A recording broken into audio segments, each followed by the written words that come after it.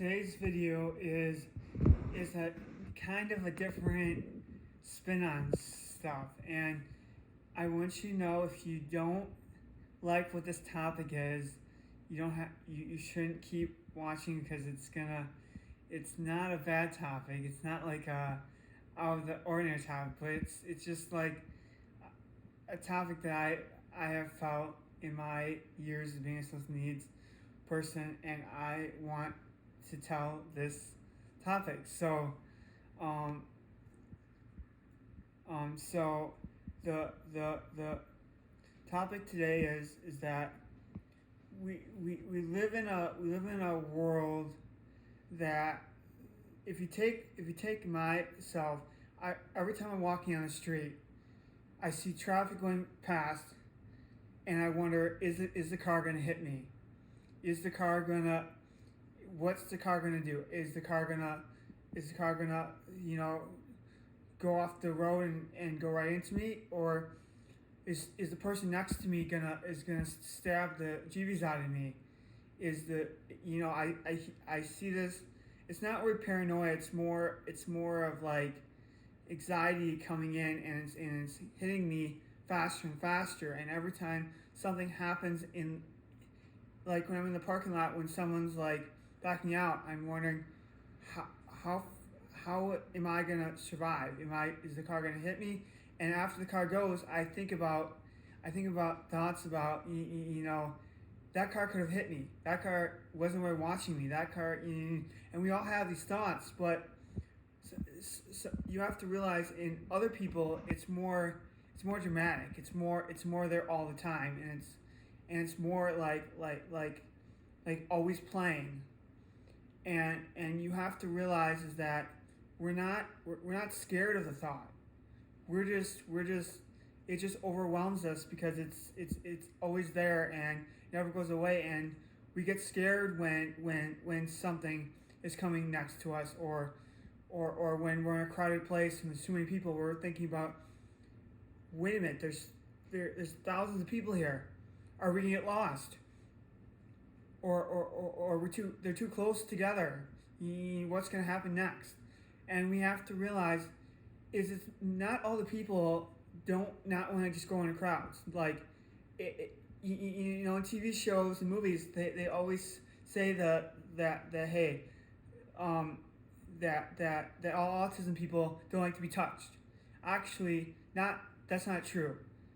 There's a lot of special needs people out there that like to be touched. And there's others that hate being touched. And there's others that can't stand touched, and they'll have a meltdown before if you touch them, or scream and yell, or get really irritated if you touch them. Others don't mind if you touch them.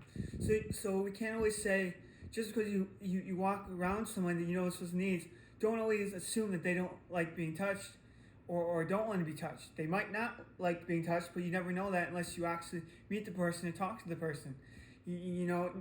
Yes, most special needs people are scared of crowds. I am even scared of lots of people around me, but it doesn't mean I don't want to go to these fairs and stuff.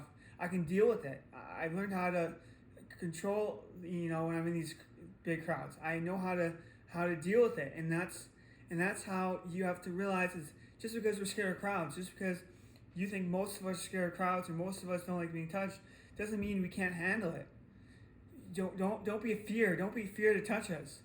Don't be fear of taking us to a crowded place, because some people will get scared, and some people won't know how to deal with the crowded places, and some people won't even know how to deal with touch because they're really low at their stuff. But we all have our own uniqueness. We all have our own stuff, and just because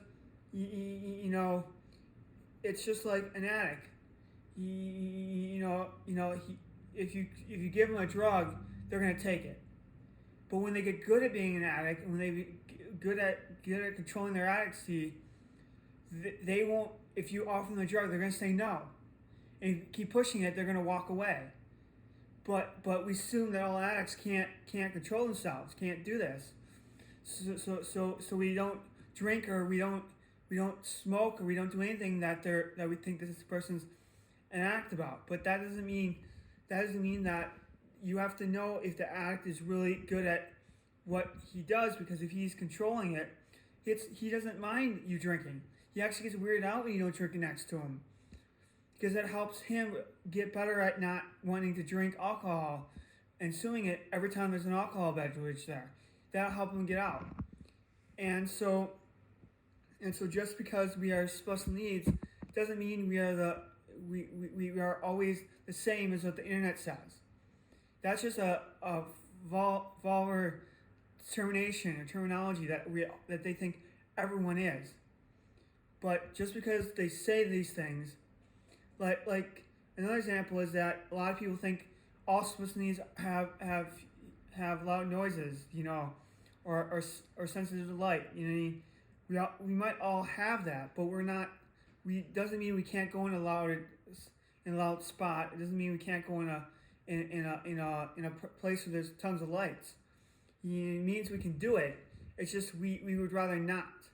But it doesn't mean if you want to have fun with us, it doesn't mean say no. Let's go to this place instead of this place. No, go where you want to go. Have fun when you want to go and take us, because we're there with you. We want to go with you. We want to do these things with you. We might not like it what we're doing, but we might have a little anxiety attack when we're going these places. But it doesn't mean we don't want to have fun. It doesn't mean we don't want to go to fairs or Great America just because there's crowds, or go to a play because there's loud sounds. We like them all. Some people don't, some people do, but that doesn't mean you stop what we're doing. It doesn't mean you don't take us to a play just because there's loud sounds in it. You take us to this play. We might not like some parts in it, but we'll enjoy it because we're having fun with our friends.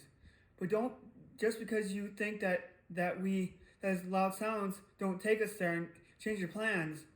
That means you're helping us out too much. We want to go with you and have fun with you, and not be your always your second wheel or always depend on what we want to change what we don't want. Thanks for watching. This is Ryan Kramer.